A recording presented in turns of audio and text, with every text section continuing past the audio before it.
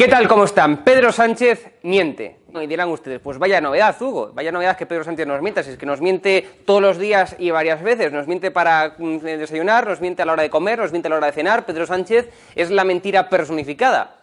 Pedro Sánchez miente todos los días. Pero lo peor de toda esta historia es que la verdad no la van a escuchar prácticamente.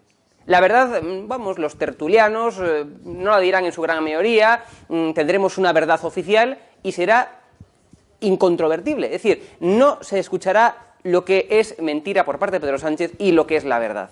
Y la verdad es muy simple de entender.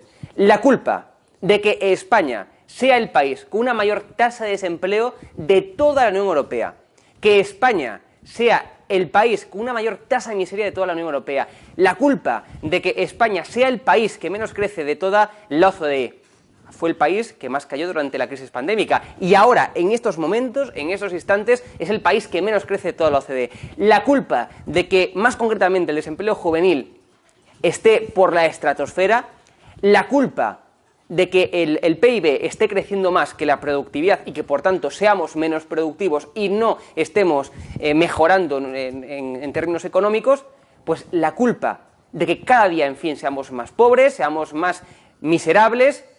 La culpa no es ni de Putin ni de Zelensky. La culpa es de esta persona que están viendo en pantalla. Se llama Pedro Sánchez y es el presidente del gobierno. La culpa es de esta persona. Que no nos engañen y que no nos mientan. Porque cuando una verdad oficial se empieza a esparcir, luego es imposible que las personas digan la verdad. Fíjense, hoy en la sesión de control del Congreso, Pedro Sánchez dijo con todo su morro, con toda su cara, que la inflación que estamos viendo los españoles, es decir, que no podamos echar gasolina porque eso se ha convertido en bien de lujo, que no podamos ir a hacer la compra por las mañanas porque, vamos, es decir, hacer la compra ahora es prácticamente más difícil que comprar un móvil. La culpa de que la factura de la luz siga en máximos históricos. La culpa de que, bueno, como decíamos, el gasoil, la gasolina y todo lo que deriva de esos combustibles esté encarecido. La culpa es de Pedro Sánchez. Evidentemente se está agravando con la crisis y con la guerra de Ucrania, digamos, provocada por la invasión de Rusia. Evidentemente se está agravando. Pero fíjense en este gráfico. Ya saben que el peor enemigo de los socialistas, el peor enemigo del socialismo son los datos, son los gráficos. Bueno, pues fíjense en este gráfico, lo deja claro. Esta línea marca el inicio de la invasión de Rusia en Ucrania. Esta línea. Esto, como ven, es la inflación. Fíjense, la inflación creciendo, creciendo, creciendo, creciendo, más creciendo. Y esto, aquí no hay guerra. Aquí no hay invasión de Rusia en Ucrania. Toda esta inflación que ven que está creciendo es culpa de Pedro Sánchez. A partir de la invasión de Rusia en Ucrania, pues evidentemente se está agravando la inflación. Pero es que partíamos de una base muy mala. Partíamos ya de máximos históricos, la factura de la luz, la factura del gas, la factura del gasoil, máximos históricos a la hora de hacer la compra en los supermercados, máximos históricos a la hora pues de vivir día tras día. Insisto, la culpa es de Pedro Sánchez.